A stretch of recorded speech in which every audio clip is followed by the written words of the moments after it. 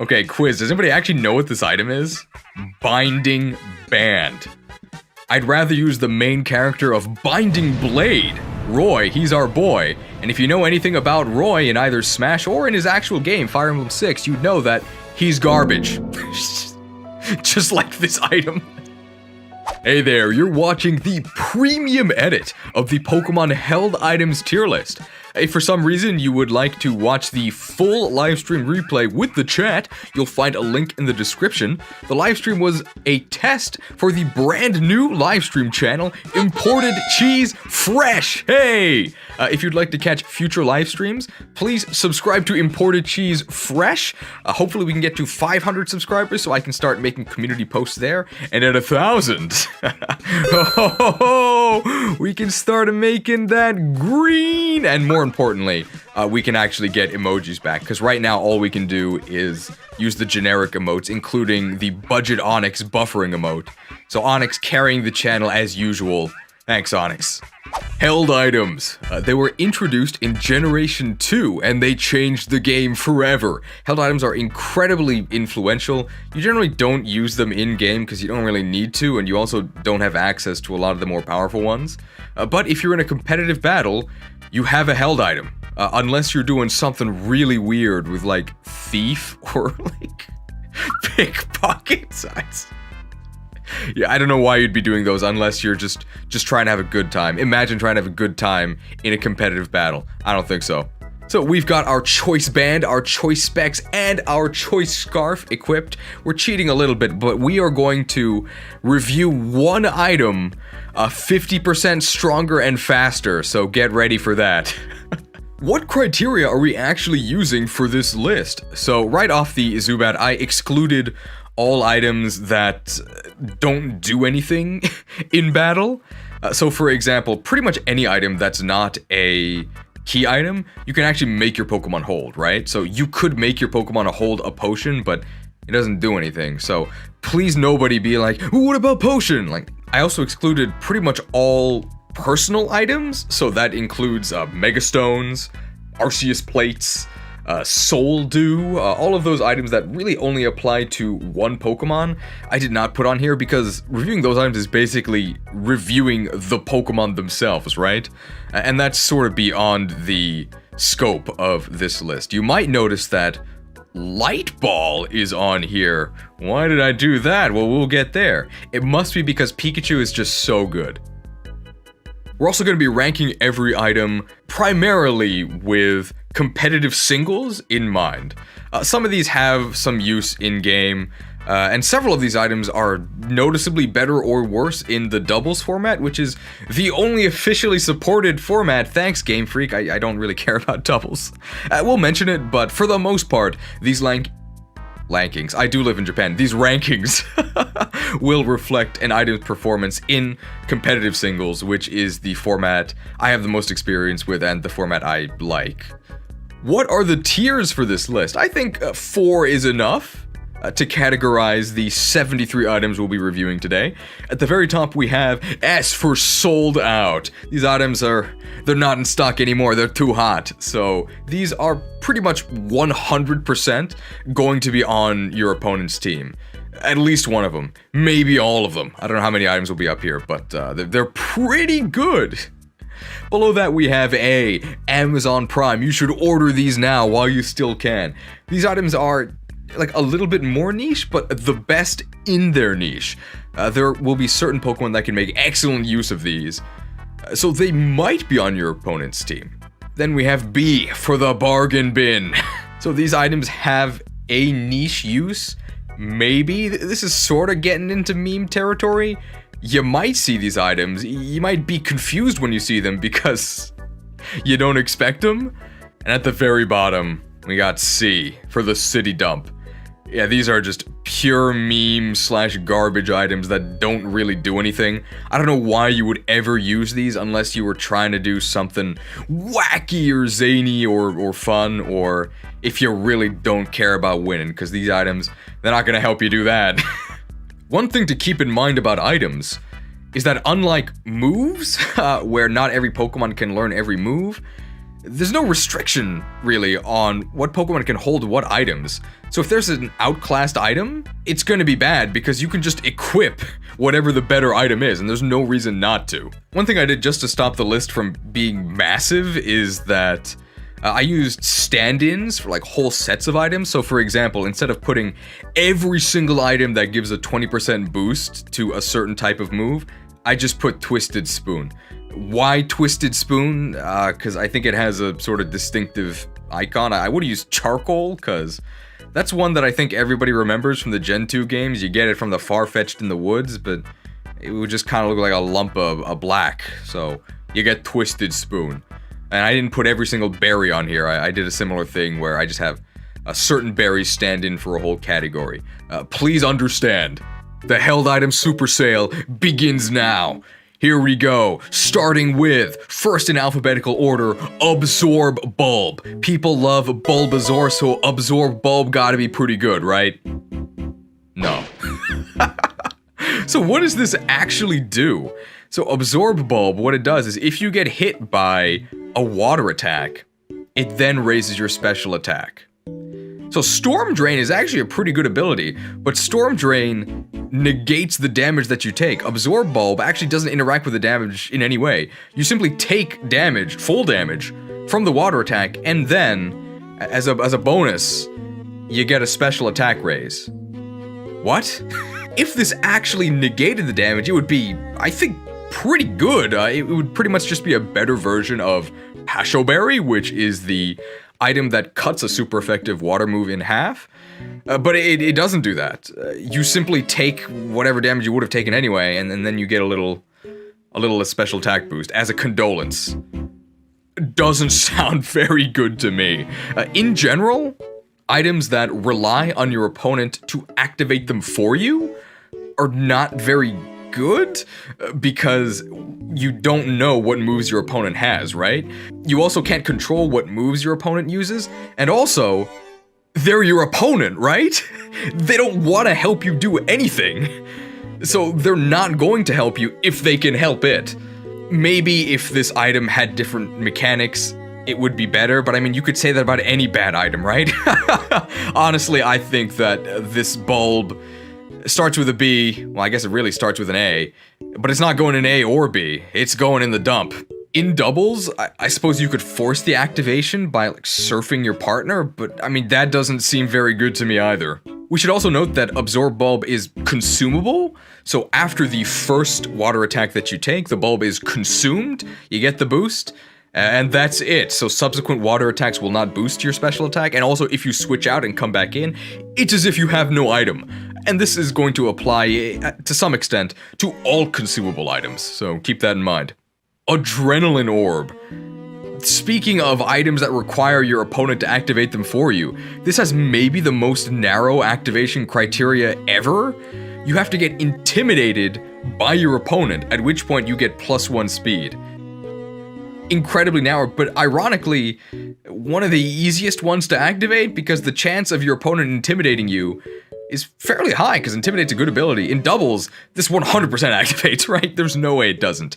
It's much harder to actually get to trigger in singles, since, you know, it's only 1v1, and your opponent might not even have an Intimidate Pokemon. How useful is getting +1 speed, given that you're also going to be getting -1 attack? I mean, I think it's better than Absorb Bulb, but sort of by the nature of how the activation criteria works, you pretty much can't use this on a physical attacker, right? So this is really limited to special attackers that you're trying to get intimidated in singles. I don't know, man, that seems like pretty wishful thinking for not very much benefit. Honestly, you should just use a Choice Scarf, bro. It's better than Absorb Bulb, though. I think we'll put it here. Any Adrenaline Orb junkies? Because, like, think about it. When in singles would you specifically say, I think this special attacker could be faster, I'm gonna give it Adrenaline Orb and hope that my opponent intimidates me so I can get faster? No.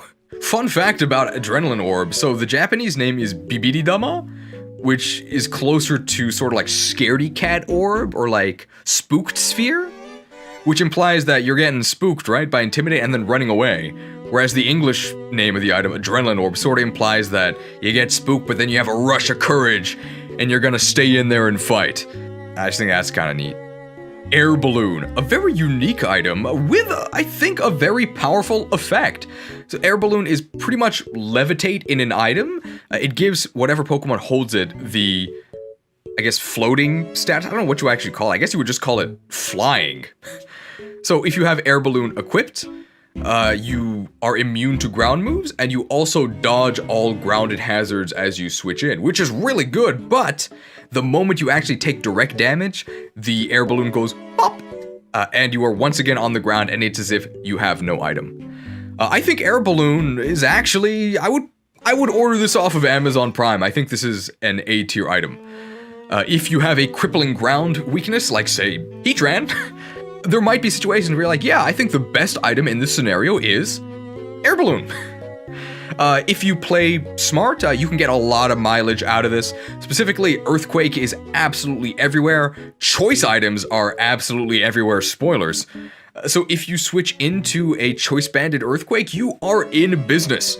Yeah, there's many scenarios where having an air balloon forces your opponent to do a move they really don't want to in order to pop your air balloon, sort of giving you a free turn. Lots of Pokemon can make excellent use of this. Heatran, Magnezone, even Excadrill, who doesn't even have a quad Earth weakness, who doesn't even have a quad ground weakness, can use air balloon to great effect. Also, even if your air balloon gets popped immediately as you switch into an attack, you still dodge all grounded hazards, so in that sense, it's kind of like heavy duty boots, I guess light duty boots, literally light, you're floating, right? Also, it's important to note that air balloon is an essential component of the sky high Rotom build.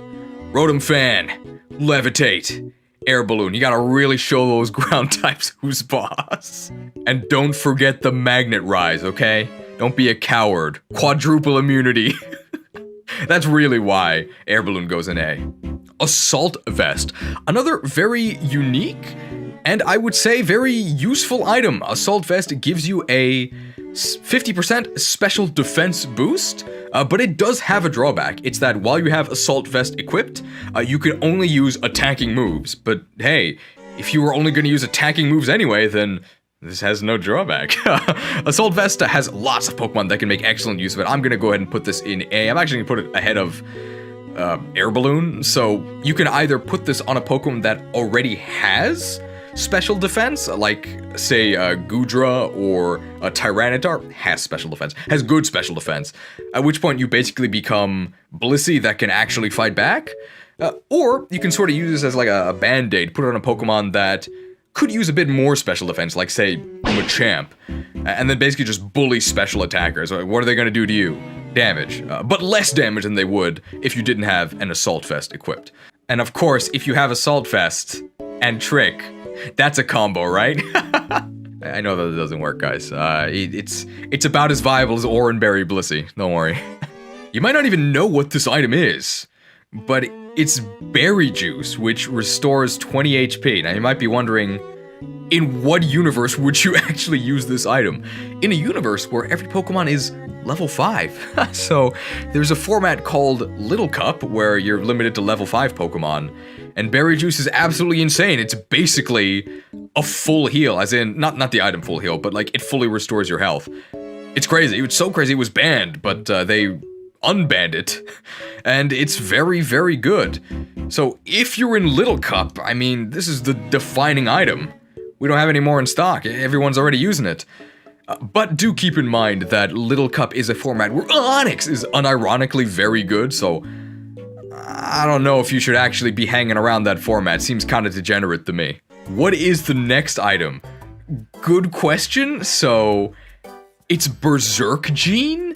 The reason why it's Berserker is because Berserk Gene is actually unobtainable outside of Generation 2. And Generation 2 to 3, that was the original Dexit, right? There's sort of a hard divide where you can't actually transfer things forward.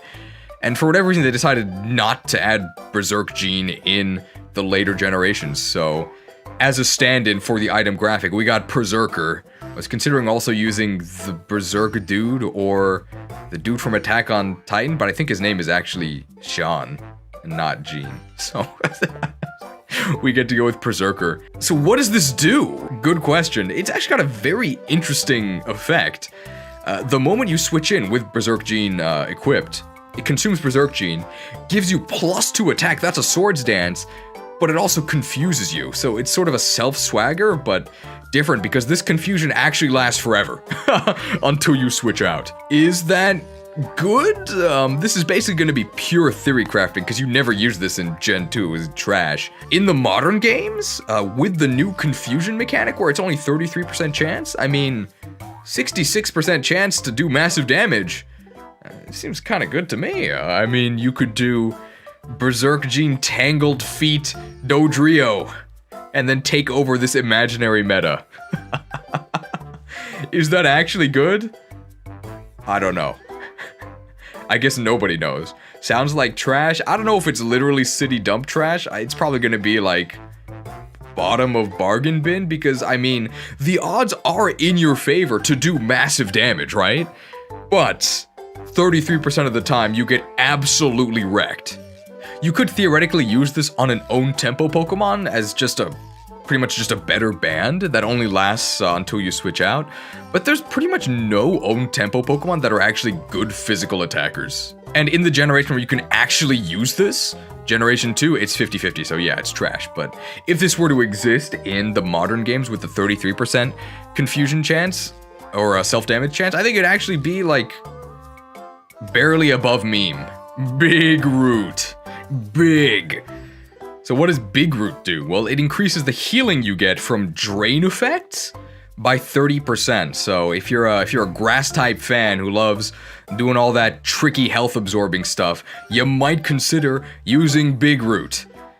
So if this actually increased the damage of those drain effects, this might actually be like kind of good, but it strictly increases the healing you receive, which I think just makes it trash. Honestly, I think this actually goes in the dump. I mean, maybe if you plant this, it'll sprout into something nice, but yeah, grass type fans in shambles, or I guess grass type fans in brambles, as always, surprising nobody, right? I mean, grass is ass. I know there's drain effects that aren't grass type, but the majority of them are grass. If your goal is to increase the amount of healing you receive in the end, how about you just increase the actual damage you deal with a damage increasing item? How about that? Like, Life Orb basically does this, but it also increases the damage, so just do that. Okay, quiz. Does anybody actually know what this item is? Binding Band. I'd rather use the main character of Binding Blade. Roy, he's our boy. And if you know anything about Roy in either Smash or in his actual game, Fire Emblem 6, you'd know that he's garbage. Just like this item. So, what does Binding Band actually do? It increases the end of turn passive damage from like trapping moves, like say Wrap or Bind or Fire Spin. It increases it to 1/6 of the opponent's total health. Yeah. It's bad. It's very bad. I guess to frame this in a positive light, you could be like, well, in 6 turns, the passive damage will kill your opponent? What is your opponent doing for those 6 turns? Probably more than whatever you're doing if you're using Binding Bands. Binding Band, more like Binding Bad. That's true, Roy has the Sword of Seals, which actually makes him incredibly good for about 20 attacks in the late game, and he also Raffle Stomps the final boss at Dune. That's true, we really shouldn't be comparing this to Binding Blade, because the Binding Blade is amazing. I guess we'll take this opportunity to talk about why trapping moves in general are bad, even though trapping your opponent, as in preventing them from switching, is one of the most powerful things you can do. So trapping abilities like Shadow Tag and Arena Trap are so powerful they're banned. Not Binding Banned, but like not allowed banned. The only one that's allowed is, I believe, Magnet Pull, because it's so narrow and Magnet Pull is really strong. It only traps steel types. What makes the trapping abilities good is that the moment you switch in, your ability is trapped, right? They're not going anywhere. And if your opponent is lucky, they're gonna get knocked out.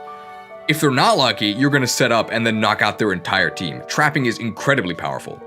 If you attempt to actually use a trapping move, like say Wrap or Bind or Whirlpool or Sand Tomb or Fire Spin or Infestation, there's a lot of them. The thing is, you select the trapping move, and then your opponent switches, and what they bring in gets trapped. Well, that's not useful because they probably switched to something that beats you. So now, they're not trapped in with you, you're trapped in there with them. Useless. You can still switch, but that's why trapping moves in general are just not very good. Also, most of them tend to not have perfect accuracy. In fact, I think Infestation is the one that has perfect accuracy. That might even be wrong. But yeah, you would never run these. Okay, people are just talking about Fire Emblem in the chat. Since time is money, we'll go ahead and economize our time by also talking about Grip Claw while we're here. So pretty much everything we said about binding band, binding bad also applies to Grip Claw. Grip Claw just extends the duration of trapping moves. Normally it's randomized between 2 and 5, and I think Grip Claw always makes it last either 7 or 8 turns, something ridiculous. What is your opponent doing for 7 to 8 turns? Probably killing you in much less time than that. Awful. If you want to use this item, what would I say to you? How about you get a grip? Yeah, honestly, Grip Claw is worse than Binding Band, because Binding Band at least does deeps. Time to activate our weakness policy. I wish. This is blunder policy. So, blunder policy. Siblings with weakness policy? The name sort of confused me at first because I'm not very bright. Bright powder is the next item. But it's policy as in like insurance policy. And the Japanese name actually says like insurance, so that makes a bit more sense. Blunder policy. I do not like this item. I understand that it can be good. It has a significant upside. What does it do? So if you miss an item, it gives you +2 speed. So that's actually a huge benefit. Basically, instead of missing your attack, you used agility. Is that good? I mean, yeah, if you miss, but you can't plan to miss, right? It doesn't activate when you want it. Unless you use, like, I don't know, Stone Miss or, like, Focus Miss or, like, intentionally, like, an Oko move, but, like, those are banned? Like, how do you reliably activate this? You can't, and if you can't control when it activates, I don't think it's very good. I think because the upside is so significant, +2 speed is pretty good. It dodges, like, the city dump, but I mean, like, you just put this in your filing cabinet and, like, never actually plan to use it, right? I mean, I think this is bargain bin for sure. I mean, we'll put it above Berserk Gene, because Berserk Gene, like, barely even exists. I don't know about this. You could sort of see this as, like, a 5th move slot for agility or, like, rock polish, but that's a really generous interpretation of, like, an RNG fiesta that sometimes rewards you in maybe the right situation. If this actually worked whenever a move failed, as in, like, if the opponent protected or against immunities, then I think this would actually be a way better. Way better. But no, since it only works when you miss a move, nah. You could theoretically use this on a Hustle Pokemon, so Hustle gives you plus 50% attack in exchange for a 20% accuracy penalty, but I mean, wouldn't you rather just use a Scarf? This is one policy I wouldn't sign on to. Speaking of synergizing with missing, Bright Powder. I think this item is actually banned. You can either think of this as reducing your opponent's accuracy or raising your own evasion. I think that's what it actually does, but it basically gives you a 10% chance to dodge all attacks, even 100% accurate moves. NPCs in the Battle Frontier love to use this to just troll the life out of you. 10% of the time, this is amazing. It negated all damage, but 90% of the time, this does absolutely nothing. I think we can go ahead and put this in, like, the bargain bin, because, I mean, it does do something, but on average, 90% of the time, it does nothing. So to me, that doesn't sound very good. So you can see that the Bright Powder is in a little bag. If you're a real scumbag, you can go ahead and stack this with evasion abilities like Snow Cloak or Sand Veil. Oh my god, Sand Veil, Bright Powder, Garchomp is a nightmare. I think that's actually banned because it's so annoying. And it's not like you outskilled your opponent, right? You just got lucky. Ugh, awful. You monster. Cell Battery. So this is sort of an electric variant of Absorb Bulb. If you get hit by an electric move, it increases your attack stat by 1 stage. Everything we said about Absorb Bulb also applies to Cell Battery. Honestly, while we're here, we may as well also do Luminous Moss. and Snowball, because these are all in the category of your opponent has to hit you with a specific move in order to activate this, and then you get a slight boost, and you have no way to control this. So, I mean, if this were perfect cell battery, maybe it'd be pretty good. It would probably do something better than just increasing your attack. Again, I really wish that these interacted with the damage you took, but in that case, they would start strictly outclassing the super effective reduction berries, so maybe that's why they don't want to do that, but yeah, not good. So, is it better than Absorb Ball? I mean, maybe. I mean, you could put this on... I don't even know if you could put this on Electivire, because I don't know if the Motor Drive immunity would negate this, but, I mean, who cares? So, Cell Battery, raises attack if hit by Electric. Snowball raises your attack if hit by an Ice move. This is probably the worst of them, right? Because if you're getting hit by an Ice move, they're probably using it because they're trying to kill you with an Ice move, and Ice moves are pretty dangerous. I'd say more dangerous than Electric or Water moves, so I think Ice moves are, on average, more risky to actually get hit by. And then what are the other things? Luminous Moss. This might actually be the worst because it actually gives you a pretty meaningless boost. It raises your special defense if you get hit by a water move. In what scenario are you like, you know what, I need to beef up my special defense? I think the best way to do that is by hoping my opponent hits me with a water move. I guess with Luminous Moss, we can talk about a chain of burger restaurants here in Japan called Moss Burger, MOS. It's actually an acronym. It stands for Morning, Ocean, Sun. What's that have to do with burgers? I don't know, man. Chesto Berry. This is actually our first berry. I'm surprised we made it this far. So Chesto Berry is sort of the stand-in for most of the single status healing berries. Cherry Berry, Pecha Berry, Rost Berry.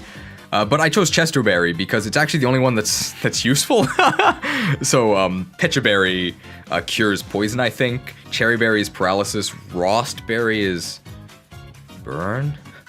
And there's one that cures freeze. I don't even know it. All of those are pretty much entirely outclassed by Lum Berry, which cures anything. But Chesto Berry is special because it cures sleep, which in particular is actually quite useful because it's part of a strategy that rhymes. People love things that rhyme, called Chesto Resto. So you use Chesto Berry on a Pokemon that has Rest. You put yourself to sleep with Rest, and then you wake up with your Chesto Berry. And the reason why you would use Chesto Berry for that, not just, a Lum Berry, is because you want to make sure that the status that gets cured is sleep. So for example, if you're using a Chesto Resto set and your opponent burns you with like Will-O-Wisp, Chesto Berry will not activate, which is good, because when you rest, it's going to heal that burn anyway, right? So you want to make sure that the berry actually wakes you up. So Chesto Berry, I think, is actually pretty solid. It's probably going to be a top of bargain bin item, because if you're doing a Chesto Resto strategy, which is, kind of niche, but it is a real strategy, like, it's not a joke, you would use Chesto Berry, and that is the best item for that set. So I think top of the bargain bin is where you would put Chesto Berry. Not quite the best, though, but, I mean, it's fine, right? Nobody's making fun of you for this.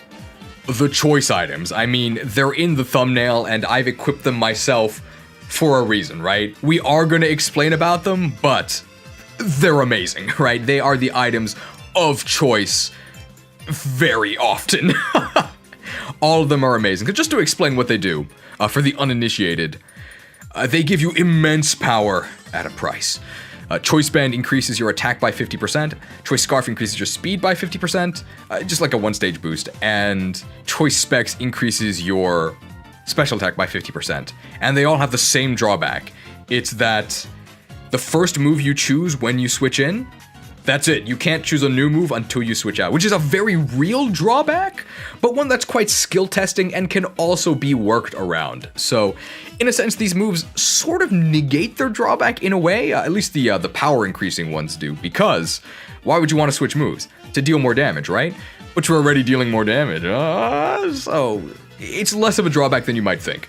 In terms of actually trying to rank these, I think most people would agree that Specs is the worst, simply because it's easier to negate special attacks, right? Because Blissey exists, who can sort of stop any special attacker, and there really isn't a physical equivalent, right? I mean, there's Skarmory, who is very hard to kill, but eventually, if you hit hard enough, say if you had a Choice Band, you can break through Skarmory. Blissey is pretty much unbreakable, and also Assault Vest exists and is good, which also makes Specs a little bit worse. All of these are really good, and you could justify any ordering, but I personally think the ordering is Scarf, Band, Specs. So the reason why I think Scarf personally is the best is because it adds like a whole new dimension to the entire meta. So Band and Specs sort of amplify your strengths, your existing strengths, right? So you don't have to be a psychic type, right, to predict that Garchomp is gonna hit you really hard, right? So how you play around Garchomp hitting you really hard is you either just expect to die, right? And switch in a Pokemon that's gonna die, or you switch in a Pokemon that can survive even a banded hit, right? I mean, that's sort of wishful thinking. The difference between a Choice Band and Life Orb boost is significant, right? The extra 20% boost will allow you to hit different breakpoints, but you're still expecting to take massive damage. When a Pokemon has Choice Scarf and you don't expect it, you weren't expecting to take any damage, right? So when suddenly you're feeling the caress of Tyranitar's Choice Scarf on your neck as you're getting crunched, it's a disaster. That's why I think Scarf is sort of more impactful. Another thing is that you don't even have to use Choice Scarf to use Choice Scarf, right? Because Choice Scarf exists and is really good, you always have to consider, oh, what if my opponent is Scarfed? Heracross, I mean, it might be Scarfed. Flygon, it's like 100% Scarfed, right? Tyranitar, maybe Scarfed, not that often, but it could be anything. Garchomp might be Scarfed, it might be Banded. You always have to account for the fact that your opponent might be Scarfed and might suddenly destroy you when you don't expect it. That's why I think Scarfed is the best. We should also mention that the choice items synergize incredibly well with momentum moves, so U-turn and Volt Switch, because you can the drawback is you can only choose one move, but you choose the move and then you switch out, right? So you sort of get the boost of the item for free because the drawback of being locked in doesn't apply since you're out of there. And as if these items weren't good enough already, all three of them have the bonus effect of if you trick them to your opponent, now they're locked into one move, which maybe they really don't want to be if they're a defensive utility Pokemon who really can't take advantage of the boost these items provide and really hate the drawback. Pop quiz impossible difficulty. What berry is this? Hint, we've been going in alphabetical order, and this berry has a unique effect. Custap Berry. It's a very unique pinch berry where if you are at critical health, it basically gives you a guaranteed Quick Claw effect where you will move first guaranteed. So typically what you will do with this berry is you'll pair it with a sturdy Pokemon. So you could do this with like Golem, I guess, where you would get the sturdy activation, be at 1 health, and then you could blow up. Unfortunately, with nerfed explosion, since the generation where they actually buffed sturdy is the one where they nerfed explosion. You could also see this as just giving you another move with your sturdy Pokemon, which is pretty useful. Honestly, I would put this in the bargain bin. I think it's honestly more useful than Chesto Berry. If you have sturdy, you could always consider using Custap Berry to get a second turn. Not bad. Theoretically, you don't even need Sturdy to use this, right? You just have to be at critical health, but Sturdy is the most reliable way to get there. You could also, I guess, sub or like endure, but at that point you're really getting a little too gimmicky, I think. We'll mention it here, but I can't actually add it onto the tier list. Apparently, we've got mail, because the chat is telling me, where is mail? So, mail, as in like a held item that you can type things on and then send it to other players, used to actually be used because you used to be able to see that your opponent had an item in preview, and it can't be tricked or knocked off. So you would use it on a Pokemon like Blissey that really hates having their item swapped for, hey, one of the choice items. But I mean, no. I would put this at like the very bottom of bargain bin for being like a super specific counterpick niche bluff item. It doesn't seem very good to me, but I mean, probably better than these city dump items because you did actually use it briefly. I would say that Pokemon is one place where male privilege doesn't actually exist. Damp Rock, the stand-in for all of the weather extending rocks. So, what is this? Damp Rock, Heat Rock, Smooth Rock, Icy Rock? If you're using a weather team, you're using these items. So these items were indirectly buffed by the weather nerf. So in Gen 5, weather setting abilities used to be permanent. It was awful, awful as in awful to play. The items or the abilities themselves were completely busted. But now automatic weather setting abilities only last for 5 turns, but you can extend them to 8 with the rock items here. If you're using weather, you are almost 100% using these items because the entire crux of your team is the weather and the benefits it provides to your team. Why would you not want 3 additional turns of that? The duration boost also applies to actually using the weather moves like Rain Dance or Sunny Day, but like who actually uses the weather moves in modern day gaming, right? Eject button. So when you take damage, you switch out. It's sort of like Wimpod and Glisopod's emergency exit and wimp out abilities, but in an item, and it activates whenever you take damage, not just when you drop below half health. Surprisingly, not pure trash for one reason. So in doubles with Dynamax, you can trick eject button to your opponent and switch them out, which will negate their Dynamax, which is kind of a gimmick, but also kind of legit. So because of that, we're gonna put it in the bargain bin, right? I mean, we'll put it above Berserk Gene because Berserk Gene doesn't really exist. More useful than you'd think, right? Putting eject button on yourself with the intention of actually getting switched out is, I can't honestly think of a situation where you want that to happen. You could use a recharge move like a Hyper Beam or a Hyper Beam clone and then get hit and then eject button out to negate the recharge turn, but wow, what a gimmick. What sort of strategy is this? It's the absence of strategy is what I would say. I know what Custap Berry and Binding Band are, but I honestly have no clue what the next one is. Well, the hint is this is alphabetical, right? So we just did eject button. So this is eject pack. So eject button sibling, it switches you out when your stats get lowered in any capacity. So if your opponent intimidates you, you're out of there. Or more relevant, still super gimmicky, but you can actually control this because you can eject pack out when you lower your own stats by using, say, Draco Meteor or Overheat. Why wouldn't you just use like Specs or a Life Orb to boost the power of that move and then like switch out normally? I mean, I don't really know. But you could potentially do this. I will say your opponent won't expect it. I think it's probably less useful than eject button because tricking eject button to a Dynamax Pokemon and getting them out of there is actually like something you could theoretically do, especially in doubles. I don't know why you would ever have eject pack be your Draco Meteor spam strategy, especially because it's a consumable item, right? So you can only do it once, and the next time you switch in, you just have no item, but I mean, you could. It's better than the button, sure. You could use eject button Cofagrius past the mummy ability and switch out on the same turn to slacking, and then use pursuit to get mummy instead of truant. I guess. I'm assuming a lot of people have no idea what this item is. To be honest, I didn't either before I looked it up. But these aren't chickpeas, although you can see chickpeas behind me on top of the fridge. I have 3 cans there, and even more cans under my bed. Doesn't really have to do with this item, but this item is, I believe, the electric seed?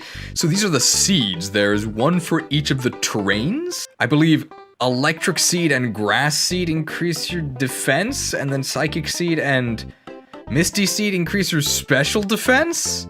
On terrain, these activate, guaranteed, and then boost one of those. So you could kind of think of it as an assault vest that you have to activate, but like doesn't come with a restriction, but also an assault vest that's consumable and doesn't last upon switching back in. These are like giga gimmick. I don't know, man.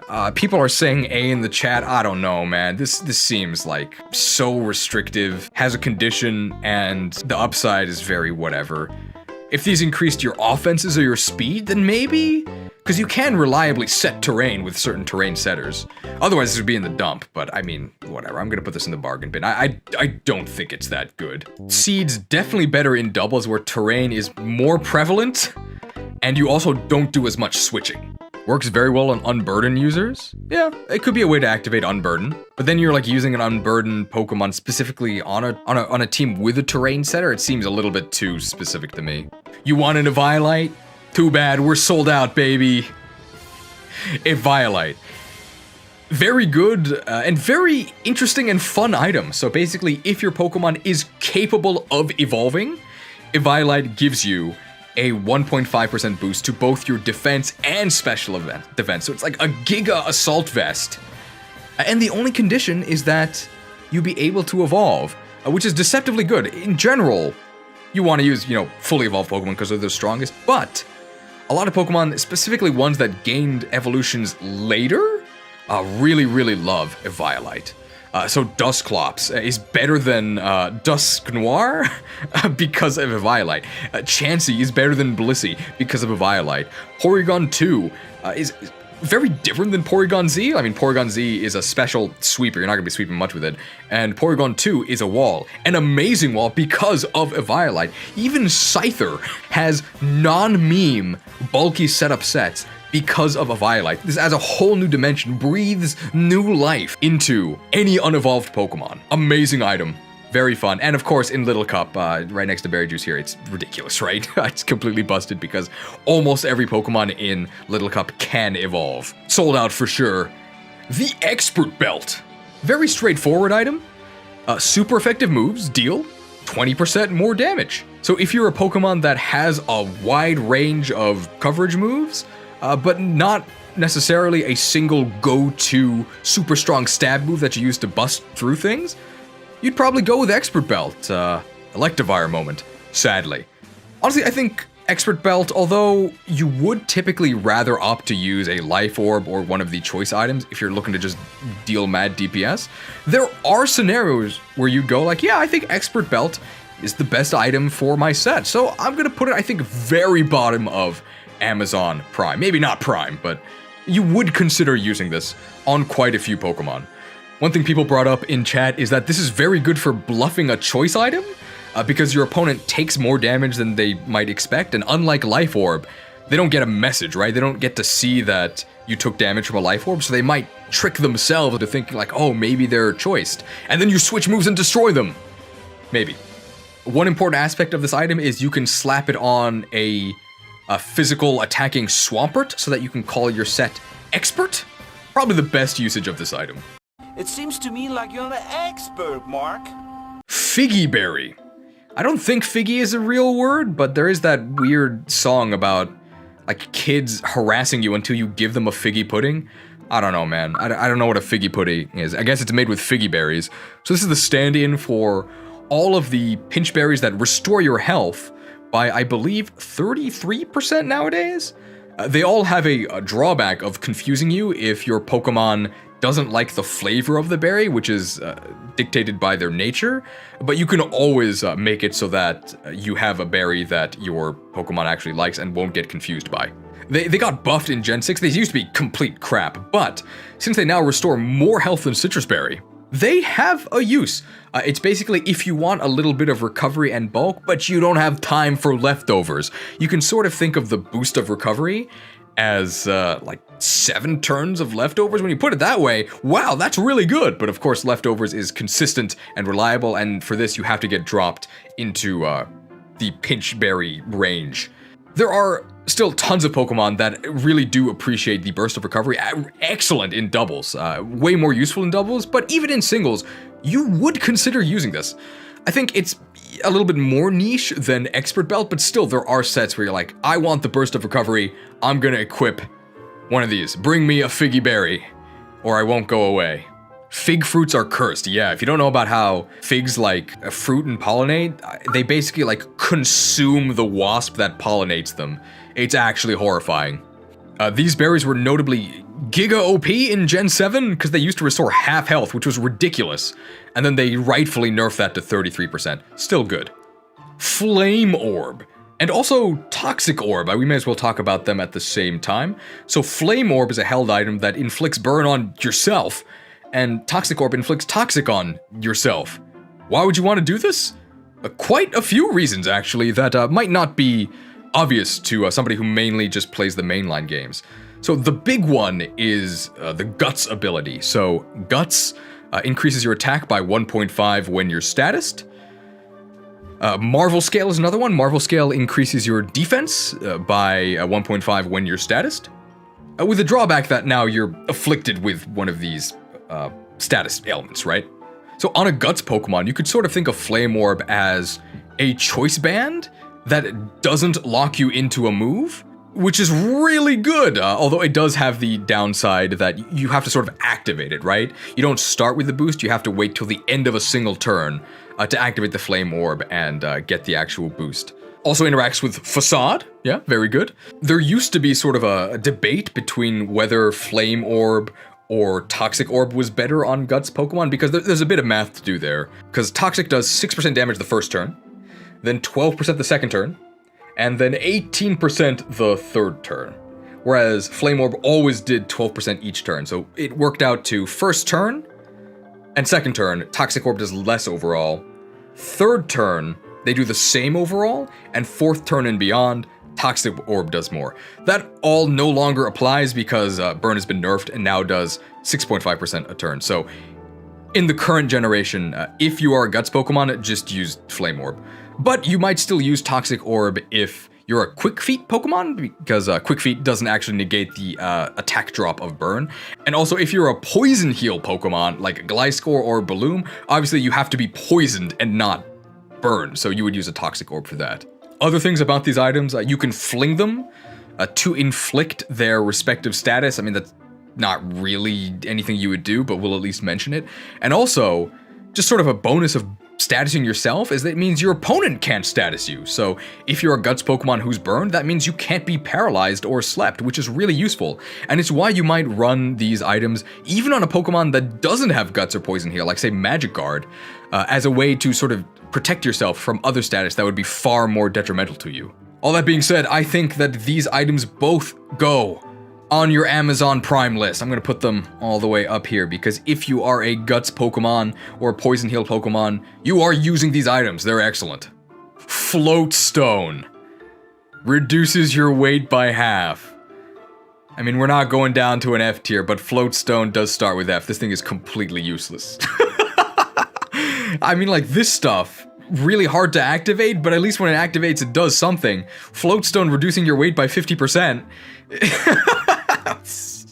I mean, if your goal is to reduce the damage you take from, like, low kick, why would you not just use a Chople Berry, right? I mean, Grass Knot and low kick users not in shambles because nobody is using Float Stone. Absolute garbage. Niche of niche. You don't have an item. You don't have an item if you choose to use Float Stone. Pretty ironic that an item all about floating sinks to the very bottom. You could do Heavy Metal Float Stone to really let your opponent know who's boss. Use it on the same set. Use it on the same team as a Sky High Rotom, right? Alright, SFM Red 33 with, I mean, the best use for Float Stone, right? Float Stone is a weight loss supplement. The most fun you're ever gonna have with Float Stone is hearing that joke. It's literally worse than no item because this makes you vulnerable to knockoff, yeah. I would rather have no item. We may as well note that reducing your weight isn't even strictly upside, right? Because it also nerfs Heavy Slam or Heat Press if those are moves you want to use. Focus Band. People might not actually know what this does.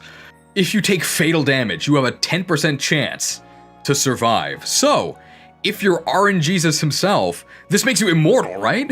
Because there's no limit on how often it can activate, so you could become unkillable. 90% of the time is nothing happens. So where do we put Bright Powder? Here we go. I guess it's actually worse than Bright Powder because Bright Powder doesn't require it to be a lethal hit. It could just negate any attack. Focus Band, you only ever get the roll for the 10% survival if it's a fatal hit. So yeah, I mean 10% of the time it works every time. 90% of the time, you have no item.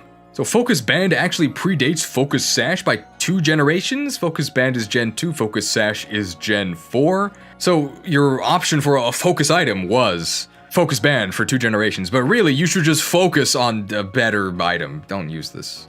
Focus Sash. Sash starts with S. You want one? I'm sorry, we're sold out. We don't have any. Focus Sash is incredible.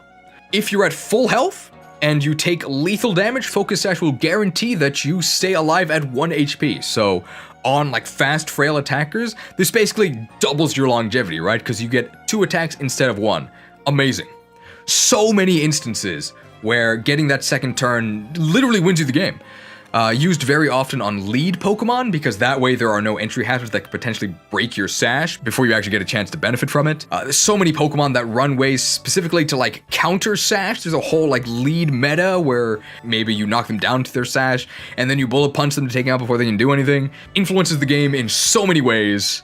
Focus Sash is an integral part of Fear Rattata, which is Focus Sash, Endeavor, Quick Attack Rattata. Use a level 1 Rattata. Your Focus Sash keeps you alive as your opponent annihilates you, drops you to 1 HP. You Endeavor them to also drop them to 1 HP, and then you Quick Attack them. Giga Gimmick, you can maybe take out one of their Pokemon. There's, usually better things you can do, but you can do this thanks to Focus Sash. What item is this? That was F, so this must be Full Incense. I don't know why I put this on the list in addition to Lagging Tail. So Full Incense and Lagging Tail do the exact same thing, which is it makes you go second in your priority bracket. Why would you ever want to do this? This is bad. I'm trying to think of uses. This is basically the ability Stall in an item. So Stall also makes you go last in your priority bracket. Notably, this doesn't drop your speed, because that would actually be useful in like Trick Room. Why would you want to do this? I guess you could give it to your opponent, but in that case you're using a move slot, your item, and a turn, all to ensure that one Pokemon on your opponent's team moves second. That seems pretty bad to me. You could maybe use this with like a momentum move, like a U-turn or Volt Switch or Parting Shot, to ensure that you go second, take the hit, and then get to bring in the next Pokemon safely. I mean, we know how powerful that is from the negative priority on Teleport, but Teleport pretty much guarantees that you're going second and also doesn't take your item. This is just bad, guys. I think we're definitely putting these in the city dump. Is it worse than Floatstone? It might be, because Floatstone at least does nothing. This pretty much actively hurts you, but I think Lagging Tail is better than Full Incense because it kind of looks like a mini Onix, so it at least has that going for it. Onix, even in item form, lagging behind other choices you could make. So sad. Heavy duty boots, baby. The drip. So, I mean, Charizard is my favorite Pokemon. I'm not biased, but yeah, heavy duty boots are amazing. They're not in stock anymore, I'm afraid. So Heavy Duty Boots has one simple effect: negates all entry hazards. Entry hazards are everywhere and incredibly influential, so being able to avoid them, even at the cost of your item slot, is definitely worth it. If you're a Pokemon like Charizard or Volcarona, YouTube, please don't demonetize me for saying that Pokemon's name. You would absolutely run this because it's like healing for 50%. Crazy. Even if you have a 25% weakness to Stealth Rocks, you might run this. Even if you don't have a weakness to Stealth Rocks, you might run this. Because even if it negates one instance of 12.5% damage, that's like 2 turns of leftovers. And it happens every time you switch in. That's pretty good. Negates Sticky Web too. You might choose to go with the Drip. Very reasonably. Excellent item. With the prevalence of defog, it's easier to remove hazards, but what if you don't want to defog, right? What if you have your own hazards? Heavy Duty Boots. You could sort of think of this as, do I dedicate a team slot to a Pokemon that can defog or rapid spin, or do I dedicate an item slot to Heavy Duty Boots? And an item slot is a much lesser cost, so Heavy Duty Boots, real good. Iron Ball. On paper, strictly bad, right? So it cuts your speed in half and also grounds you. So if you have Levitate or Flying, you no longer have Levitate or Flying. But there are actually instances where you want to reduce your speed, namely if you're gonna be in a Trick Room. I would say this is pretty niche even within Trick Room, because generally, if you're running a Trick Room team and you've built your team to be as slow as possible, you're slow enough, right? Because the enemy is already trying to be faster most of the time. So if they're trying to be faster, you're trying to be slower, you're gonna be slower, like 95% of the time. But maybe you want to be even slower. So you would equip an Iron Ball. You could theoretically trick it to your opponent to make them slower. I don't really think that's worth it, but you could also become an Olympic shot putter and clonk them on the head with Iron Ball and Fling for 130 damage, which is no joke. So I definitely think this is too gimmicky to be on your Amazon Prime wish list, but in the bargain bin, sure. And I also have Macho Brace on here as a separate item because it has the same speed reduction, but it doesn't ground you. So if you're a Levitate user who is in a Trick Room team, like maybe Bronzong, you would maybe use Macho Brace. And hey, it powers up your Gyro Ball. Definitely a gimmick item, but a gimmick that you might actually consider without being like laughed out of the room. Good point somebody brought up is that in Weather Wars, the slower weather setter wins. As in, the faster weather activates first, then the slower weather activates. So in that case, you do also want to be slower, and one way to make yourself slower, hold an Iron Ball! Or Macho Brace. So Groudon would use this before the days of Red Orb and Desolate Land, which is obviously just a whole new realm of busted. King's Rock, and also I believe Razor Fang has the exact same effect. So it gives your moves a chance to flinch your opponent. So Giga Gimmick, the vast majority of the time, this does nothing because your opponent didn't flinch. Also does nothing if you're slower, right? Because the flinch only matters if you're actually hitting your opponent before they get a chance to act. But every hit of multi-hit moves has a chance to flinch. So Skill Link users can use this to, I think, have like a close to 40-50% chance to flinch their opponent, which is really funny, but not good. For the most part, you'd rather just use a damage boosting item and kill your opponent rather than rely on like a chance to flinch them. If you fling it, it's 100% flinch, but yeah, then you're using your item and a move slot just to flinch your opponent once. It's like a really bad version of Fake Out. I think for being a Giga Gimmick, we're gonna put it here in the bargain bin. I actually think it's worse than the speed reducing items. Serene Grace plus flinch move users, I don't think it stacks. I looked it up on Bulbapedia. If it does stack, then Serene Grace doesn't benefit the item at least. And even on Serene Grace Pokemon, like 60% is enough, right? Use a different item. Leftovers. I think it's fair to say this is the best Apple product of all time. Everybody knows about lefties. I don't think this will be that controversial. I think Leftovers is the best item in the game. So Leftovers doesn't have a very exciting effect. It restores 6% of your health at the end of each turn. But if you consider where Leftovers has seen play, I don't think you can really argue against it being the most ubiquitous, useful item in the history of Pokemon. Since Gen 2, when we fished this out of the trash can, this has been on every single team ever, right? If you're a defensive Pokemon, Leftovers. Even if you're a bulky offensive Pokemon, like say like a Gyarados, bulky Gyarados set, you would use Leftovers. Almost every Pokemon in the game, unless you're like Deoxys A, has the capacity to make use of Leftovers. Do you want to just hang in there longer as a stall Pokemon? Leftovers. Want a little bit of extra longevity as a sweeper? Leftovers. Negate weather damage? Leftovers. Imagine how powerful the apple was before somebody ate it. This thing's crazy. People love Leftovers. I love Leftovers. Don't know what to run? May as well use Leftovers. What tastes better, the full apple or potato mochi? Potato mochi was actually incredible. Please watch my potato mochi video. Like, no meme, the potato mochi was delicious. I would recommend it.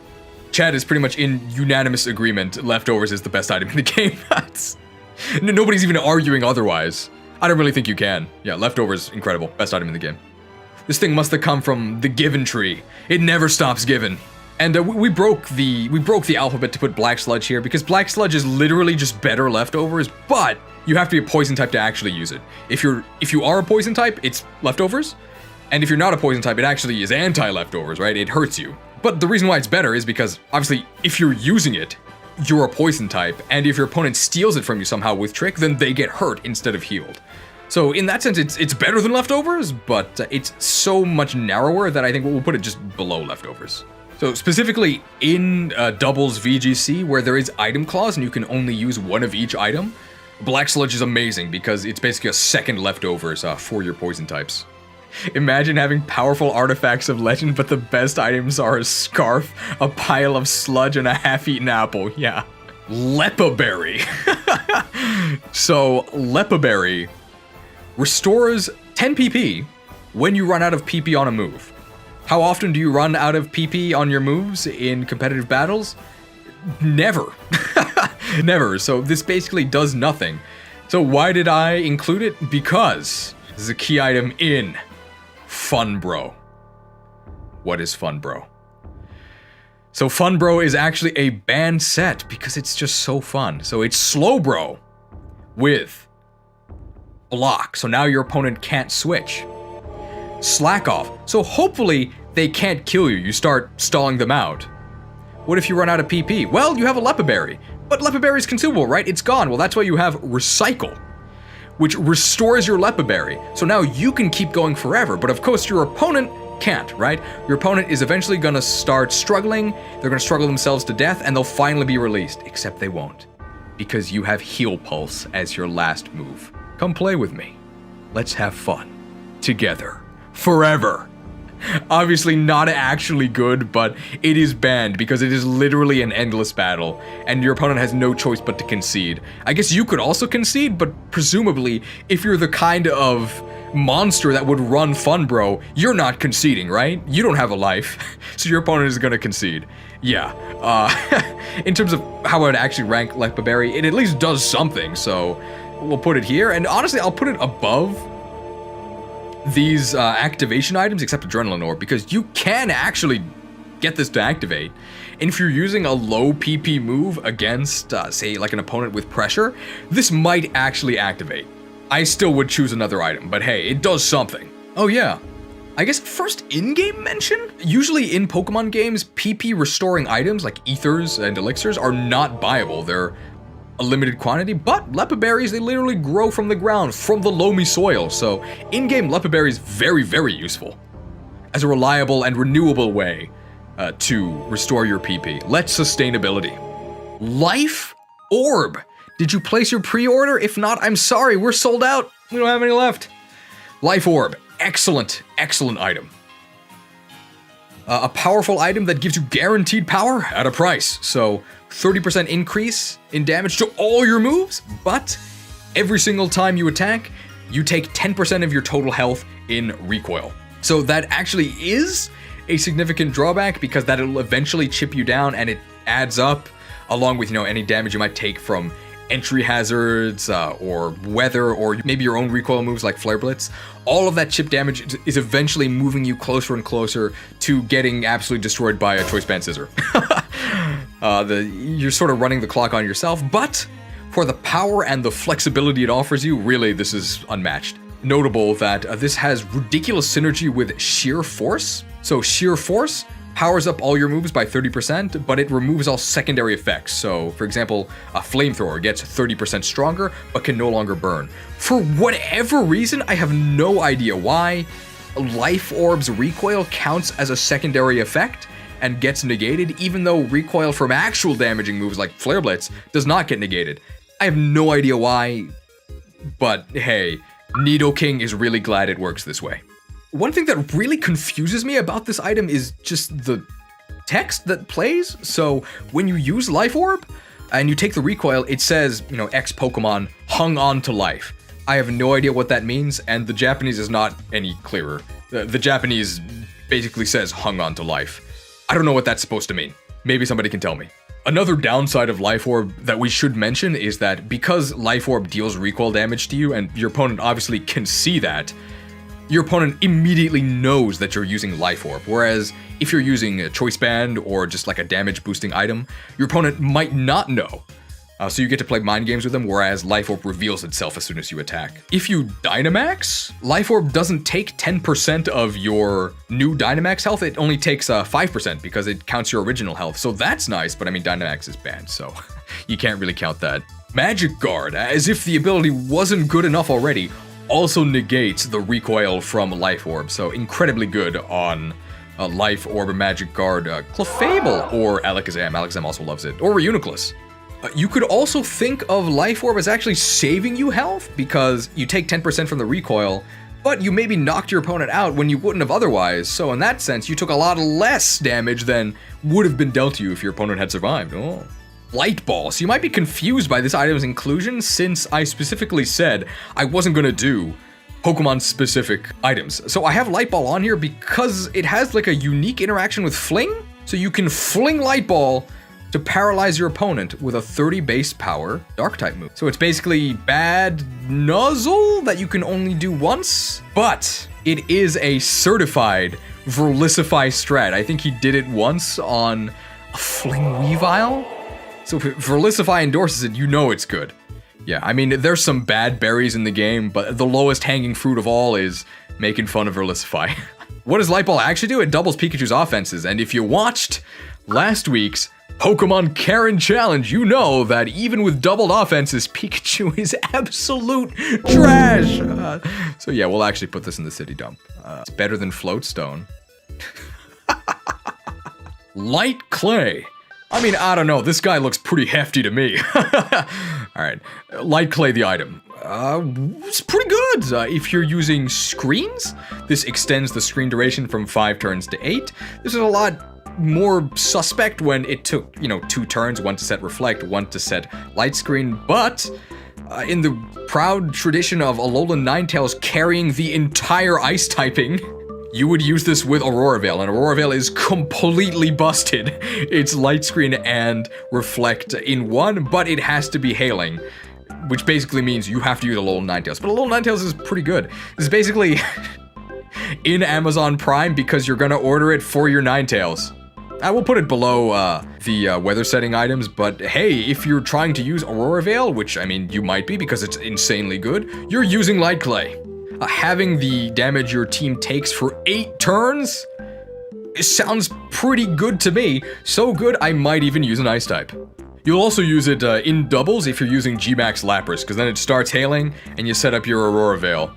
And hey, it benefits both your Pokemon. Seems pretty good. Lum Berry.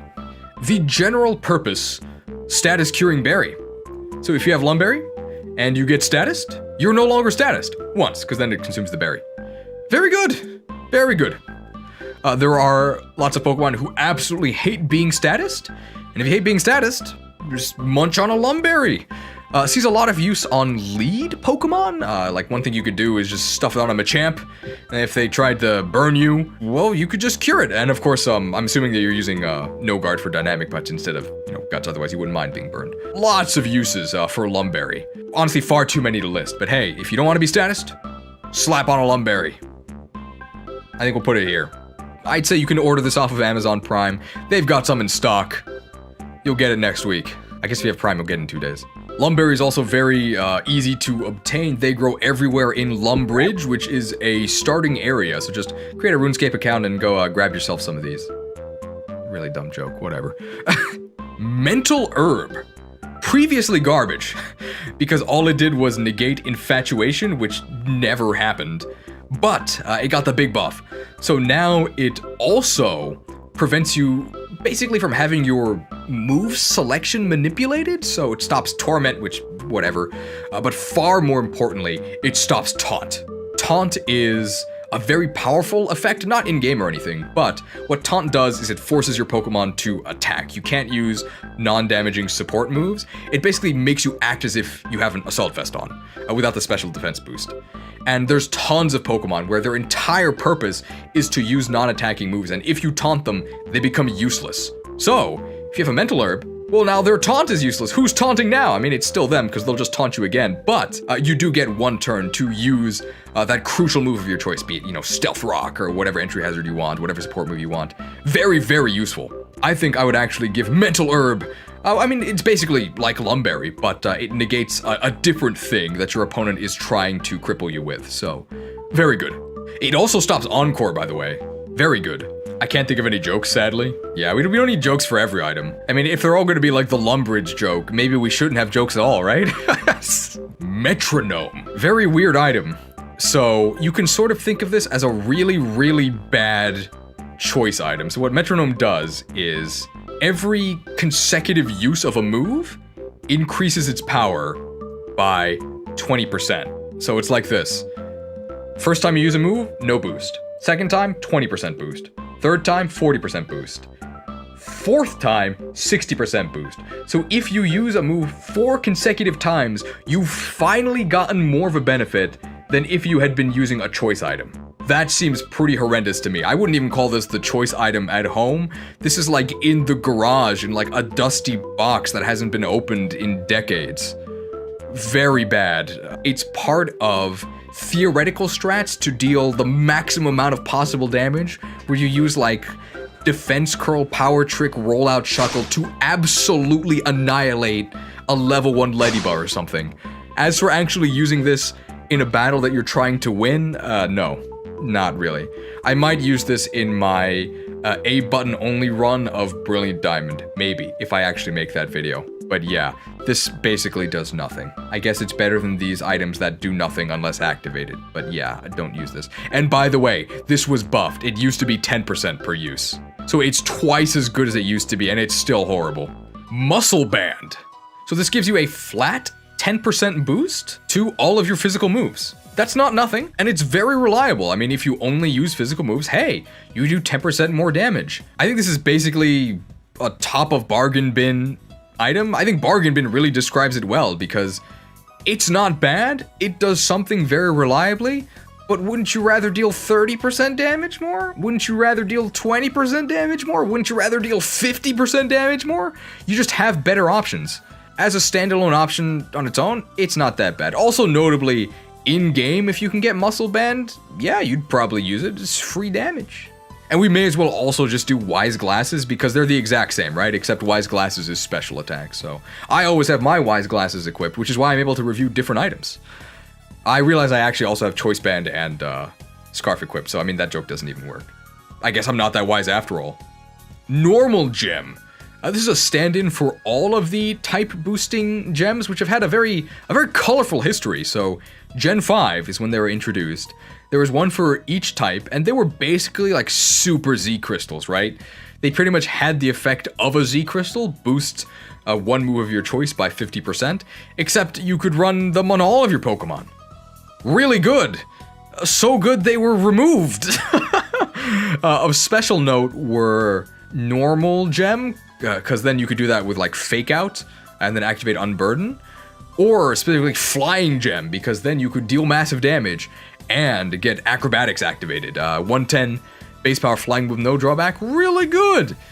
In Gen 6, the gems were still around, but they were pretty heavily nerfed. They were taken down to 33% boost. In subsequent generations, 7 and 8, all gems have just been, they've been yeeted, except for Normal Gem, which is still kinda around. So in Gen 5, like S for sure. In Gen 6, I'd probably put him in Amazon Prime, and nowadays, like, bargain bin. So averaging all of that, I don't know, I think we'll put it, we've talked about all the things it was used in. I think we'll go ahead and put it at bottom of Amazon Prime. Like, it had a good run. Back in the day, you were using these for sure, but nowadays, this is on like your Fake Out, Unburden, Hitmonlee. Doesn't seem that good to me. Power Herb. So Power Herb skips the charge turn of moves that have charge up. So that would be like Solar Beam, Solar Blade, Sky Attack. So grass type fans can equip this to try and delude themselves into thinking that Solar Beam's actually a usable move. This item, I would honestly say, is bargain bin. You probably would not use this to try and cheese some sort of strat with a charge move, except, of course, if you're Xerneas, because if you're Xerneas, this is like the best item ever, right? Completely busted on Xerneas, who can use Power Herb to skip the charge turn of Geomancy, which gives it a double Quiver Dance. So really, Power Herb is as good as the charge moves that are available, and the only available charge move that's actually worth it is Geomancy on Xerneas. So super narrow and busted on Xerneas in Ubers, but for the vast majority of players who aren't facing down Power Herb, Geomancy, Xerneas, you're just not seeing a Power Herb, ever. Oh, I'm sorry. Right, you can use this to skip the charge turn of Razor Wind. So really, I mean, leftovers. This must be from the same tree, right? One fun thing about Power Herb is that the Japanese name is Powerful Herb, as if the herb itself is powerful, which I guess it is. You might have thought this was Shell Bell. It's not, but I would forgive you for having no idea what this item is because it sucks. Protective pads. So this negates any negative effects from making contact with the enemy. So that means it negates static, it negates, flame body, negates iron barbs, rough skin. How often does that come up? Never. I mean, not never, but almost never. To the point where, why in the world would you ever say, you know what item I need? I need protective pads. The only Pokemon that might consider running this would be like Mega Kangaskhan because it makes contact twice. Except it can't do that because it has a Mega Stone, so why are you running this? Yeah, protective pads is basically Long Reach, the item. So Long Reach is, I think, a hidden ability for Decidueye, which just prevents contact moves from actually making contact. Is not good. It's only on here to pad out the list, guys. Quick Claw. 20% of the time, this is a super choice scarf because it makes you move first in your priority bracket, even if you're super slow. 80% of the time, it does nothing. So I think we'll put it with the other RNG Fiesta items. But I think the effect is, it's a little less powerful than these, right? Because these sort of make you invincible, and this just lets you move first. Bargain bin for sure. When it activates, hey, it's pretty useful, but 80% of the time, it doesn't activate. Whoops. I mean, you could do Quick Claw, Quick Draw on a Pokemon literally named Slowbro for a bit of fun. Red Card. Wait a minute, that's illegal. So Red Card, I think it's the most useful of these weird switch manipulation things. Because it's the only one that, like, sort of makes sense, right? So Red Card, your opponent hits you and then they get forced out and they don't get to choose, right? They get forced out to a random Pokemon. That's actually a pretty major effect. The question is it an effect worth using your item slot for? And in general, I would say no. I think it's definitely more useful than these two, because you don't have to do, like, trick or anything. Just your opponent hits you and they get forced out, and whatever they bring in takes Stealth Rock damage, Entry Hazard damage, and maybe they get switched into a Pokemon that has a really poor matchup against you, then they have to switch out again. That's pretty good, but that's like the ideal scenario, right? It's like a very fun gimmick that could actually do something, but in general, just use one of these items. Like, what are you doing? You could sort of think of this as a signature item for Cinderace, since we know that footballers, as you Europeans say, or soccer players, they love getting red cards pulled against them. Red card would be a really interesting way to stop sweepers, but unfortunately, you have to actually survive the hit, otherwise your opponent doesn't get forced out. And if your opponent, set up, chances are they're going to knock you out. I mean, that's why they set up, right? So red card doesn't actually stop them, unfortunately. Ring target. So, for whatever reason, in the folder I made with all of these items, I named this Ring Fit. I don't know why. If you don't know what this does, I don't blame you. It negates the immunities of the Pokemon holding it, which is you, by the way, so it negates your immunities. Why would you do this? Because you want to trick it to your opponent, right? So you're going to spend a move slot, a turn, and your item slot just to negate immunities that one opponent may or may not have. Sounds pretty horrible to me. This is actively detrimental unless you trick it off, so I actually think it's worse than Floatstone, right? We'll put it in the category of detrimental items that you have to get rid of immediately for, like, minor benefit by giving it to your opponent. I'd say that Ring Target really misses the mark. Ooh. Rocky Helmet. It's Iron Barbs and Rough Skin, the item. So when an opponent makes contact with you, they lose 12.5% of their health, which is kind of significant. So you can run this on Ferrothorn to sort of double up on the abrasiveness of your set. Is that actually worth doing compared to, like, leftovers or a different item? I don't think so. This was very useful back during the reign of King Mega Kangaskhan because Kangaskhan hit you twice. So it would very quickly shred itself on your Rocky Helmet. Top of Bargain Bin, maybe? It is something you would run to help chip down opponents making contact with you, but I think there's better things you could be doing, right? Because this doesn't, like, stop enemies from attacking you, right? if an enemy was going to attack you with a contact move, they'll attack you. They'll see, oh no, Rocky Helmet, that hurts, and then they'll just attack you again, right? They don't really care. I don't think it's worth it. Like, this only adds 12.5 to people. Everybody's saying A? A for being able to punish U-turn? What is this Rocky Helmet lobby? I don't think it's that good, but everybody's saying A. You're all wrong, but we'll put it in A. Also, it doesn't affect the tiering, but isn't this just a really bizarre item? Why in the world are the rocks on the helmet? And how does that damage the opponent hitting me? It's just kind of strange. You'd think this would be like a vest or something. Fine, people will not shut up about this. We'll put Rocky Helmet between Expert Belt and Air Balloon. How about that? Did somebody order room service? Not me. This thing's horrible. So, one of the most bizarre items in the game, I think. It's like a niche item that is not useful in its niche. So what does room service do? The best part about it, honestly, is the name. So in Trick Room, that's why it's called room service, it lowers your speed by 1 stage. What? So we mentioned it when we talked about Iron Ball, but if you're running a Trick Room team, you're probably already way slower than your opponent and moving first in Trick Room. Why do you need an item that makes you even slower, but only once? Because it goes away when you switch out, unlike Iron Ball. Like, slowing yourself down with the Iron Ball is already, like, really niche, and this is, like, reliable. And Iron Ball even slows you down more than room service. The only possible use I could see for this would be maybe you have a Pokemon on your Trick Room team that you want to be able to function outside of Trick Room, but also if Trick Room is up, it'll lower its speed and then also make it function in Trick Room, kind of, once. But like, it only reduces your speed to 66%, right? Because it's down 1 stage. And if you're fast enough to be outspeeding things outside of Trick Room, that probably makes you not even slow enough in Trick Room. We'll put it above these items that your opponent has to activate for you, because at least you control it, but what in the world? No.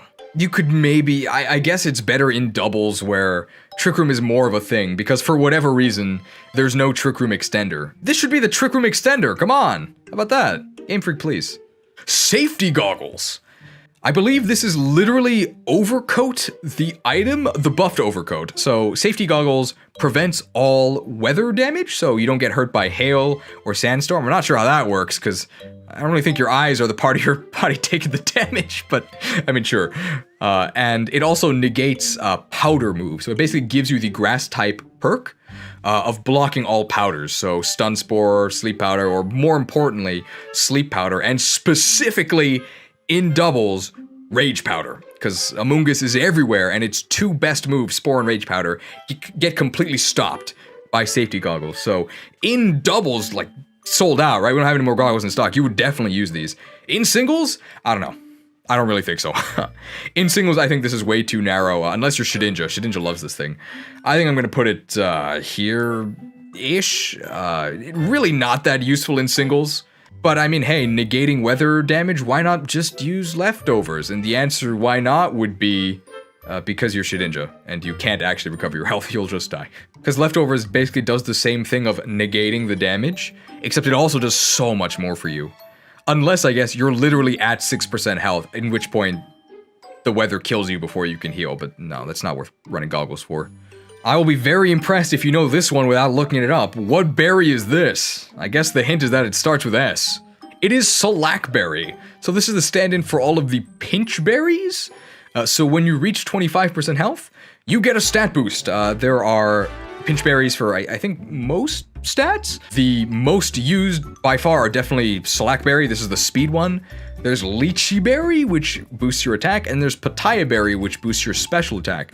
These have been used on a very wide range of sets over the history of Pokemon.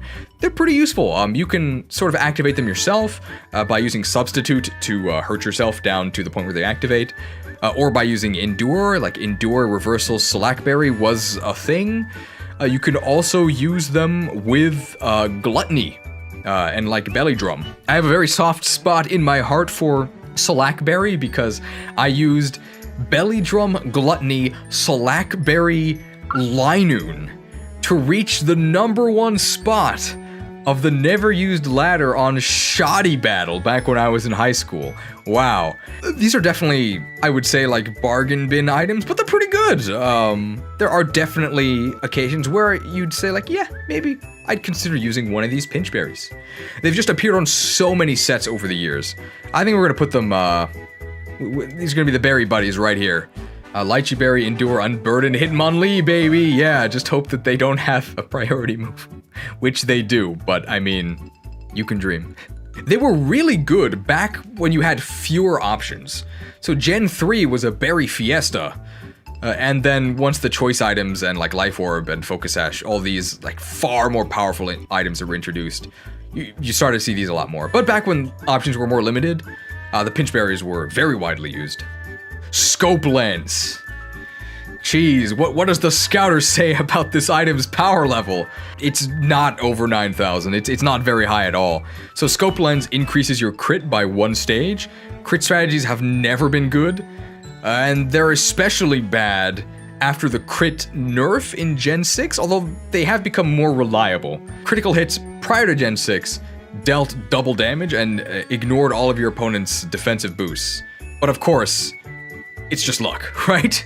It's pure luck. Even with Scope Lens, I think you're only at like 16% chance to crit, which is obviously an overwhelming chance not to crit.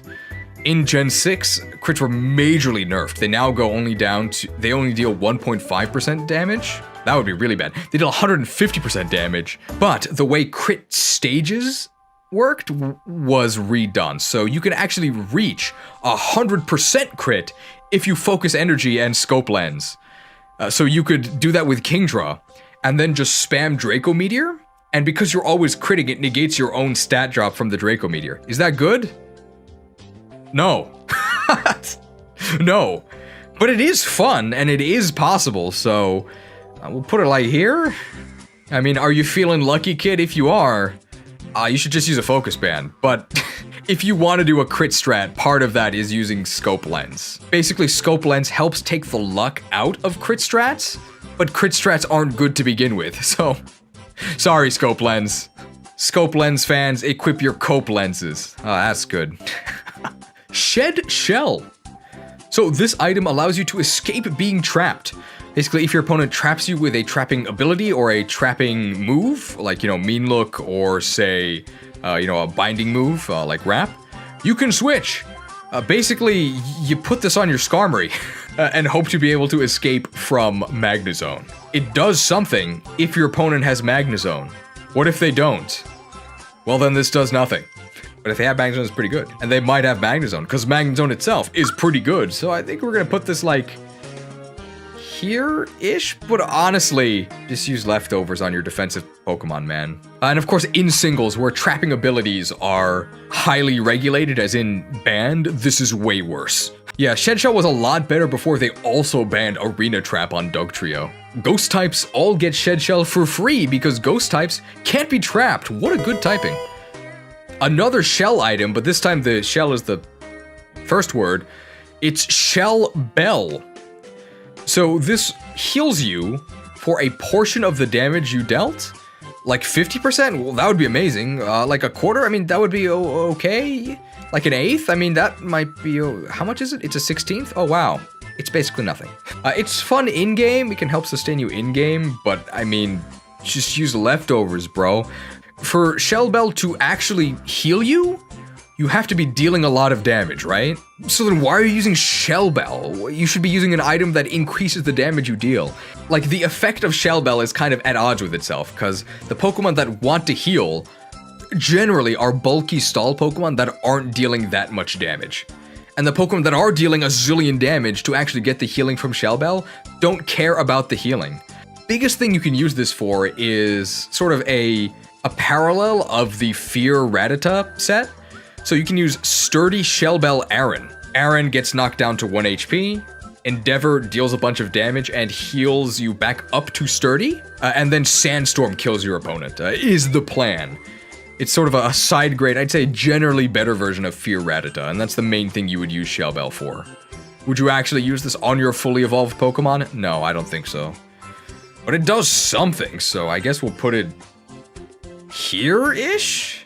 S tier in the 8-year-old meta where you're just playing through the game, you just got to Shoal Cave, you got the Shell Belly, like, oh my god, free healing, wow. Citrus Berry. So Citrus Berry used to just be a flat 30 HP, it was just like a slightly better Oran Berry. But nowadays, it is 25% of your HP, and it activates at a higher threshold than most pinch berries. It activates at 50% HP. What move drops you to 50% HP? Belly Drum, oh, okay.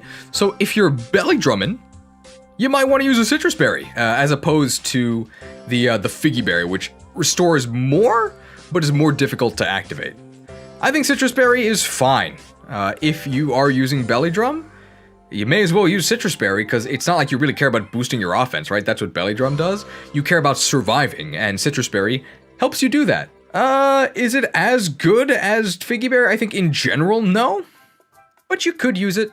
It's a bit more reliable. You could use it with a harvest Pokemon to keep healing yourself. And yes, Generous Irida, you save the Pearl Clan Lord of the Forest Cleavor, and what do you get in response? You get 3 Citrus Berries, so it's gotta be valuable, right? Sticky Barb. So they had kind of an interesting idea with this. So the idea with Sticky Barb is that it damages whoever's holding it by 12.5% a turn. And of course, the one holding it is you, right? So why would you want to damage yourself? You don't. You want to give this to your opponent. How do you give it to your opponent? Well, it has a unique mechanic where if you make contact with the enemy, it transfers to them. Now, if it swapped items with them, wow, this would be pretty good, but no, it only transfers if they don't have an item. How many Pokemon in competitive use items? All of them. So you're never going to transfer this just by making contact. To transfer it, you have to trick it.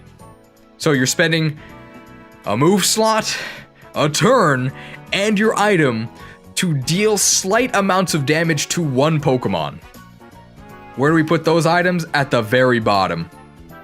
I think it's actually less impactful than Lagging Tail, so yeah, Sticky Barb, complete garbage. Yeah, Evil Leftovers is right. Leftovers is the best item in the game. I think Sticky Barb might actually be the worst. Wow, I mean, people really love Rocky Helmet. This is just like Rocky Helmet, right? I mean, kind of, but it does the damage to you. Terrain Extender is an item that exists.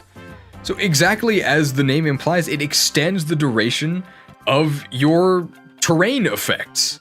Is that good? Not really, no. So while you would run the weather extending items, because weather effects are incredibly powerful, the terrains are basically just like nice bonuses on Pokemon that have surge abilities, right? And is it worth giving up their item slots to actually increase the duration of those terrains? No, I don't really think so. Is it useless? Well, no, because, I mean, if you have a terrain, I guess you would use Terrain Extender, maybe? Well, actually, no, you wouldn't. Is it City Dump tier? I don't think so, but it is painfully niche. I think maybe you can find it at the very bottom of the bargain bin. You gotta shuffle through a bunch of crap, and then you can maybe head to the checkout with this, and then they'll ask you, hey, do you really want this? And then you'll say, yeah, maybe, it's for my Galarian Wheezing. This funky looking potion. It's not a potion, it's throat spray. A very weird item, but actually very useful. So throat spray, this one is consumable for sure. It's when you use a sound-based move, it boosts your special attack by 1 stage. So if you're going to use a sound-based move, it's basically just a better choice specs because afterwards you can actually switch your move. But of course that is a lot more restricted because you have to use a sound move to activate it. You might not even have a sound move.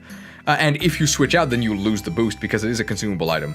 But hey, if you use your sound move and you don't switch out, it's literally better choice specs, and choice specs is incredible! So how good is Throat Spray? I would say overall, it's a low Amazon Prime item. There are some very powerful sound moves out there. There's Hyper Voice from Sylveon, Liquid Voice on Primarina, massive damage. Toxtricity really likes this. If you're using Boom Burst, you might use this.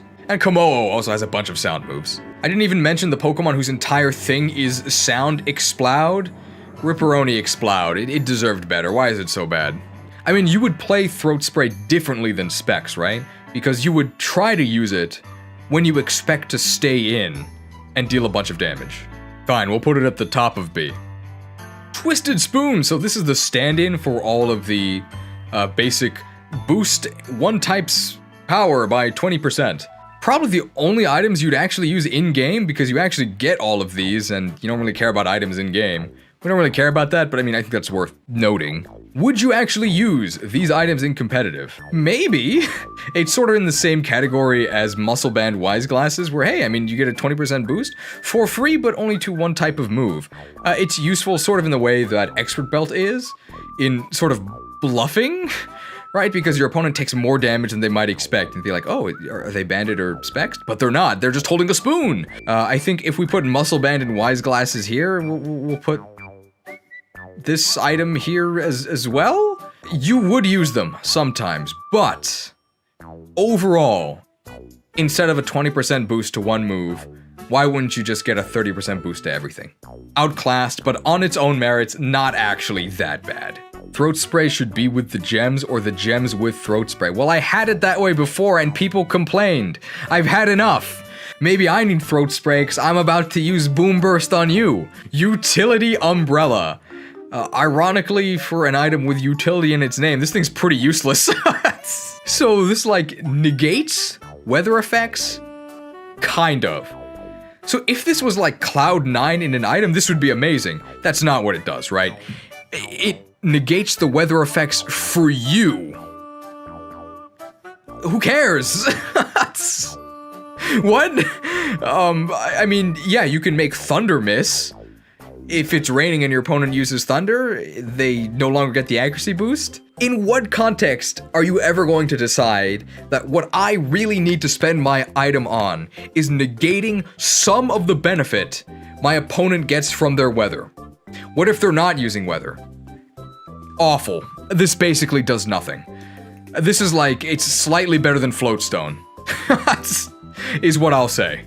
Because Floatstone actually does nothing. These items actually hurt you. Utility Umbrella does nothing adjacent. If you want to use fire moves in rain, you can equip a Utility Umbrella. How about you equip some charcoal, buddy? How about you equip some choice specs? Why in the world are you using Utility Umbrella? Japanese word for umbrella is kasa, so... I mean, you can make incredibly lame jokes about how, like, wow, Spanish speakers are so strong. I mean, they carry their entire casa. Like, dumb multilingual jokes. That's about it. The actual utility umbrella item, trash. Yeah, I guess it negates sandstorm and hail. Just use leftovers, bro. Imagine if there was a held item that was just a portable house. It's like the evolved form of room service, right? The whole house. Alright, that's enough shade thrown at Utility Umbrella. Okay. Weakness policy. So when you get hit by a super effective move, it raises both your attack and special attack by 2 stages. Now this is a policy I would sign on to. This is actually really good. Like, deceptively good. I'm gonna put it like here-ish. It's really useful. So unlike other items that require your opponent to activate them for you, they're gonna do this, right? Because it's got a very broad activation range, right? Just taking super effective damage, and your opponent wants to do that anyway, right? They're trying to hit you with a super effective move, which will activate your trap card, or I guess trap policy, and make you an absolute monster when it comes to offense. So in-game, normally when you take super effective damage, you die, but in competitive, there are tons of Pokemon that can very easily take super effective damage and not just not die, still be quite healthy and able to sweep. Notably, Tyranitar, because of the Sandstream bonus and just good defenses, and Dragonite because of multiscale. They love a weakness policy because it just makes them absolutely vicious. Literally better than American health insurance, because American health insurance doesn't actually do anything. Uh-oh. And yeah, in doubles, it's insane, right? Because you can even activate it yourself with like a spread move. Even in singles, which is what we're considering, it's very good. White Herb. So this negates the first stat drop that you take. So if an enemy intimidates you, well, you're no longer scared. But this is typically more often used to negate self-inflicted stat drops from, say, Draco Meteor or Shell Smash. Is that useful? I mean, kind of. I wouldn't call it useless, but I still would definitely call it, like, niche. It's most often used to negate the defense drops from Shell Smash. And in that sense, yeah, it's kind of useful, but typically, if you're Shell Smashing, You want to do more damage, right? And White Orb doesn't help you do more damage, it just helps you not die. But on the Pokemon that Shell Smash, they have, shells, so they tend to not die anyway, even with the Shell Smash defense drop, so I don't really think this is what you would choose to use. I think it's probably better than Scope Lens. There definitely are scenarios to be like, yeah, I'd experiment with a White Herb. Wide Lens. It increases your accuracy by 10%. How good is that? Not very good. So the thing is, because it increases accuracy by a percentage of the move, the more accurate a move is, the greater a benefit you get. But if the move is like 90% accurate, you didn't really need this to begin with, right? So Wide Lens on, say, Heat Wave, which is 90% accurate, then becomes basically 100% accurate. Is it worth your item slot to negate the mischance on that? I would say no. It doesn't do nothing, but how much of a difference is this actually making? I think we'll put it maybe near like King's Rock, these other items that rely on RNG basically, right? Because this is trying to take some of the edge off of your own RNG reliance, but it doesn't necessarily do that well. On moves that really need the accuracy boost, like Focus Miss or Stone Miss, you're getting less than a 10% increase. And since we're talking about the accuracy boost of Wide Lens, we should also talk about Zoom Lens. Previously Skype Lens, they dropped the ball really hard and now it's all about Zoom.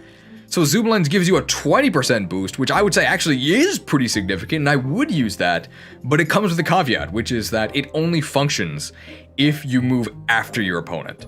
So if you are a slow Pokemon, using inaccurate moves, like maybe Bronzong trying to use Hypnosis, yeah, I would maybe consider using Zoom Lens, but before that, I'd maybe consider all these great items. So I think we're just gonna put them together. I think Zoom Lens is overall worse. But hey, if you were slow and were considering using Wide Lens, why not use Zoom Lens instead? Neither of them that great, but hey, they do something. Yachi Berry. So this is the stand-in for all of the super effective reducing berries. There's a few of them that actually get used. I think Yachi Berry is the most common and the most well-known, which is why I chose to use Yachi Berry. So Yachi Berry reduces ice super effective damage taken. So, I mean, if you've heard of Yachi Berry, you know that it's on a Garchomp or a Salamence that's about to destroy your entire team because your only way of stopping them, which was probably like a Choice Banded, Ice Shard, or Ice Punch, just failed to stop them, so you're about to lose. Yachi Berry is very useful in that sense, and the other ones also see some use. You might use a Shuka Berry to reduce ground damage on your Heatran if you don't want to use a balloon. All right, it's more reliable. Or you might use Aqua Berry on Scizor or Ferrothorn to reduce that super effective fire damage. These all see tons of use in doubles, very useful in doubles. You might even use a Rindo Berry to reduce grass if you're a water ground type. I think a Quagsire in the Karen challenge last week actually had a Rindo Berry. They don't know. They don't know that we were an expert. Goodbye, Quagsire. He's got the Rindo Berry? Who uses Rindo Berry? And I think they might have lost to a Pika clone team, so maybe don't use Rindo Berry. But yeah, all of these super effective reducing items, all quite useful. Yeah, Choppleberry Tyranitar. They're very surprising, right? Your opponent probably will not expect them, except Yachi Berry. Yeah, I think all of these super effective reducing berries, I'm gonna put them, I guess if we put, I will put them like here. Probably a little bit more useful than Lum Berry overall. All right, so this is our itemized list for Pokemon held items, specifically for competitive singles. What do you think? Do you agree? Do you disagree? Well, it's too late to disagree because this is an edited video, but if you would like to disagree live in the chat, be sure to subscribe to the new Livestream channel, Imported Cheese Fresh, in the description of this video. So I hope you enjoyed this video. I hope to see you in the next one, either edited or live on the second channel. I hope you enjoyed. Thank you for watching.